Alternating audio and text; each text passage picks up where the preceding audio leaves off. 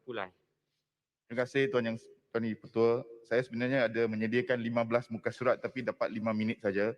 Tapi memandangkan kepada perkembangan terbaru, saya rasa ada keperluan yang amat penting sekali untuk kerajaan, terutamanya Perdana Menteri sendiri menerangkan, memberi satu penjelasan yang jujur terhadap isu ordinan darurat yang dikatakan telah di-revoke pada 21 Julai yang lalu. Sebab benda ini dilakukan seakan-akan macam main-main. Kalaulah pengumuman Perdana Menteri masuk hospital kerana cerit-berit pun boleh diumumkan melalui kenyataan media, takkan benda yang sepenting ini, revocation of the ordinance of emergency, tidak boleh diumumkan kepada rakyat.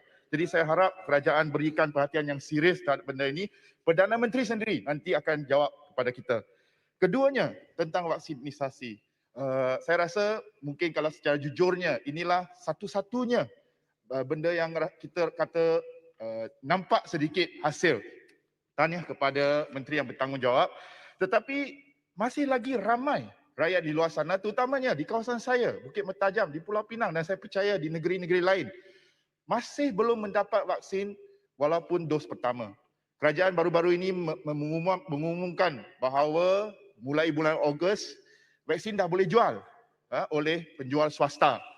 Ini semestinya bermakna bekalan vaksin sudah cukup.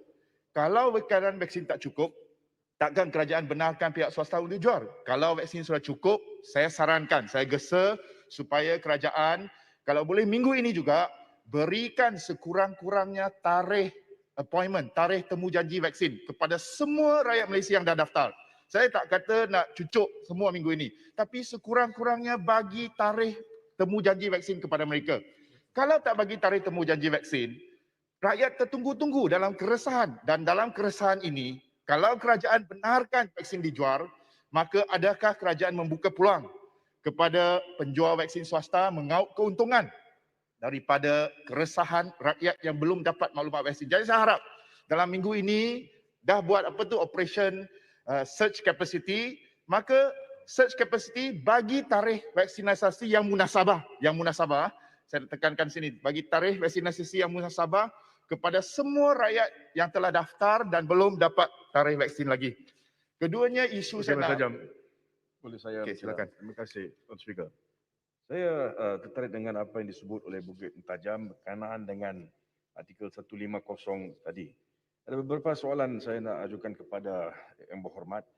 Kalau boleh jawab, kalau tidak boleh mungkin Perdana Menteri bila gulung boleh menjawab. Pertama, Tuan Speaker, berkenaan dengan isu 1503. Tuan Speaker, kita dengar daripada Menteri Undang-Undang tadi bahawa apa yang berlaku adalah keputusan untuk batalkan ordinan darurat pada 21 hari bulan yang lalu.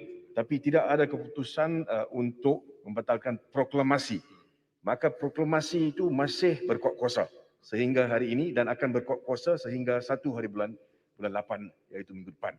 Jadi dalam keadaan tersebut, bila proklamasi masih berkuat kuasa, soal yang berbangkit adalah siapakah yang mempunyai kuasa untuk revoke ataupun membatalkan ordinan-ordinan yang telah pun digubal itu. Itu soal undang-undang yang cukup penting untuk kita semua dan saya harap bahawa ianya boleh dijawab oleh Yang Berhormat, kalau tidak oleh Yang Amat Berhormat Perdana Menteri kemudian.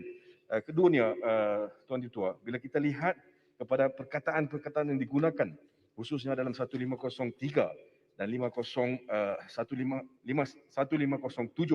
adalah cukup jelas bahawa soal berkenaan dengan keberkuatkuasaan undang-undang melalui ordinan ini perlu dijawab. Kerana ramai di luar di sana ingin tahu adakah mereka masih terikat dengan ordinan-ordinan ini, khususnya di mana kita ada keadaan di mana proklamasi masih wujud, tidak ada sebarang kenyataan yang dibuat bahawa ianya telah pun ditarik balik secara sempurna dan sama ada ataupun tidak hukuman yang dikenakan patut dibayar. Dan akhirnya Tuan Speaker, soalan berkaitan dengan perkara yang sama, sekiranya benar bahawa pada 21 hari bulan ini ordinan-ordinan tersebut telah pun dibatalkan, tidakkah perlu perkara itu juga ditable ataupun keperluannya table laid in the House of Parliament? Bukankah itu juga harusnya diletakkan di hadapan kita di Dewan yang Mulia ini supaya kita dapat tahu sebenarnya apakah ordinan itu bila dibatalkan dan apakah kesan terhadap pembatalan itu. Ini sangat penting untuk masyarakat di luar sana. Saya harap soalan ini dapat dijawabkan. Terima kasih. Terima kasih Puchong. Saya minta Tuan Speaker masukkan dalam ucapan saya tapi jangan kira dalam pengiraan masa saya. Saya juga nak Satu minit, satu soalan sikit. Masa dah habis. Soalan singkat. Kita nak menghormati perjalanan urusan Dewan. Terima kasih.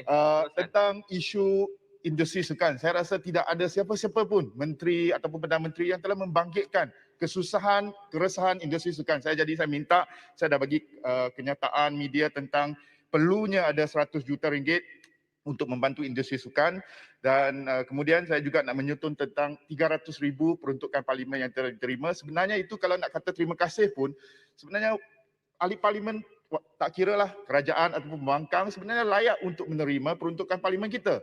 Malah sebenarnya bukan 300,000, 4 juta ringgit saya difahamkan diterima oleh ahli parlimen kerajaan. Jadi saya minta supaya kerajaan berikan keseluruhan jumlah peruntukan parlimen kepada kita dan jangan hakkan hanya kepada bantuan makanan. Sebab kalau Perdana Menteri dan menteri-menteri turun padang, mereka akan sedar bahawa keperluan semasa berbeza-beza. Rakyat hari ini bukan saja lapar, ada yang telah terputus gaji, tak dapat bayar sewa, bayar bil elektrik, bil api, bil air.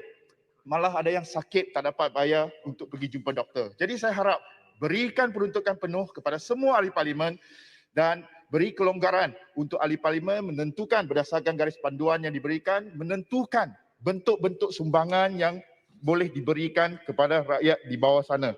Laptop tadi, saya sebenarnya ada tadi, Arau kata apa yang telah dilakukan oleh ahli parlimen pembangkang. Sebelum 300,000 diberikan kepada saya Bukit Mentajam, saya percaya ramai rakan-rakan saya di sini telah pun memberikan pelbagai bantuan. Saya telah bagi set bantuan makanan sebelum 300,000 itu, malah saya juga telah memberikan 600 buah peranti, laptop, tablet kepada anak-anak Bukit Mentajam. Sebab kita dah tak boleh tunggu lagi laptop yang dijanjikan oleh kerajaan. 150,000 laptop itu bila akan sampai? Saya mohon Perdana Menteri jawab nanti kepada kita. Dan rumuskan Bukit Mentajam. Sila. Rumuskan. Okey, dan akhir sekali saya nak sentuh sikit tentang moratorium. Sebenarnya 15 muka surat bukan senang nak jawab, nak bentangkan dalam masa 5 minit. Moratorium yang telah diberikan hari itu, sebenarnya moratorium pemulih itu dia jauh berbeza dengan apa yang dikehendaki oleh rakyat. Satu, dia bukan moratorium automatik. Sebab kena pergi pohon dan juga terpaksa menunggu kebenaran dan kelulusan bank. Keduanya, dia bukan tanpa syarat. Syarat yang paling orang kata menyusahkan ialah moratorium ini mustahil dimanfaatkan oleh rakyat yang sebenarnya paling memerlukan, iaitu peminjam yang mempunyai tunggakan bulan-bulan yang lepas. Mereka ni dahlah tak mampu bayar, tapi oleh kerana ada tunggakan, maka mereka tak dapat memohon moratorium. Jadi moratorium tidak bersyarat, tidak dilaksanakan. Moratorium tanpa faedah tidak dilaksanakan. Jadi saya mohon supaya Perdana Menteri laksanakan janji tuntutan rakyat, tuntutan ahli parlimen di sini. Saya percaya bukan saja di sebelah pembangkang tetapi juga di sebelah kerajaan, supaya berikan moratorium automatik tanpa syarat dan tanpa faedah untuk memudahkan, melonggarkan sikit kehidupan rakyat yang begitu sempit. Sekian, terima kasih. Terima kasih Yang Berhormat Bukit Mentajam. Sekarang saya jumpa Yang Berhormat Ponti.